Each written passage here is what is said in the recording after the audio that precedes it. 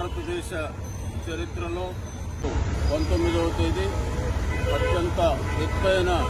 విగ్రహాన్ని మనం విజయవాడలో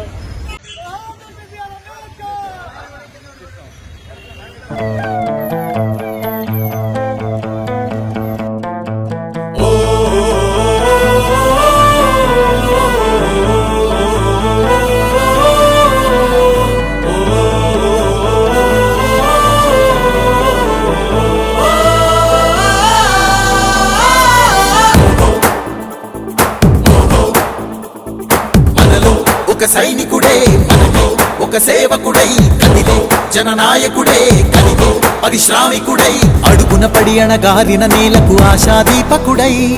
అమరుడైన మహానేత యదన ఆశయ సాధకుడై అడుగున పడి అణగారిన నేలకు ఆశాదీపకుడై అమరుడైన మహానేత యదన ఆశయ సాధకు నెలకొల్పుటకు మరియు అందరి పౌరులకు సామాజిక ఆర్థిక రాజకీయ న్యాయములు భావము భావ ప్రకటన విశ్వాసము ధర్మము ఆరాధన నీతి స్వాతంత్రములు అంతస్తులోను అవకాశములోను సమానత్వములు చేకూర్చుటకు మరియు వారందరిలో వ్యక్తి గౌరవములు జాతీయతను అఖండతను తప్పక వనగొచ్చు సౌభ్రాతత్వములు పెంపొందించుటకు సత్యనిష్టాపూర్వకంగా తీర్మానించుకొని ఈ 1949వ సంవత్సరం నవంబర్ 26వ తేదీన మా సంవిధాన సభయందు ఇందు మూలముగా ఈ సంవిధానమును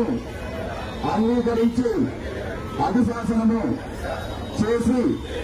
మాకు మేము ఇచ్చుకున్న వారైతే థ్యాంక్ యూ. భారతదేశ చరిత్రలో మనకి స్వాతంత్రం వచ్చిన తర్వాత ఈరోజు ప్రజలందరూ కూడా సుఖశాంతులతో సమానత్వంతో జీవిస్తున్నారంటే అందుకు కారణం డాక్టర్ బాబాసాహెబ్ అంబేద్కర్ గారు. వారిని ప్రతి ఒక్కరూ కూడా గుర్తుంచుకొని వారి ఆశయాలకు అనుగుణంగా మనం అందరం కూడా పనిచేయాల్సిన అవసరం ఉంది.